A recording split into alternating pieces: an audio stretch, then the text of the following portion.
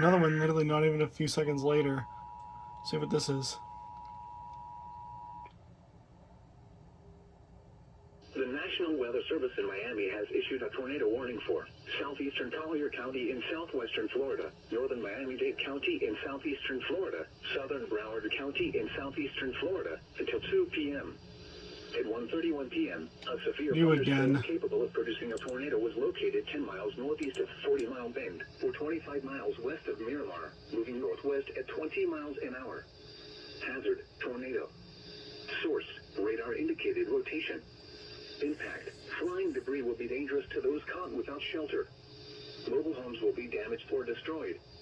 Damage to roofs, windows, and vehicles will occur. Tree damage is likely.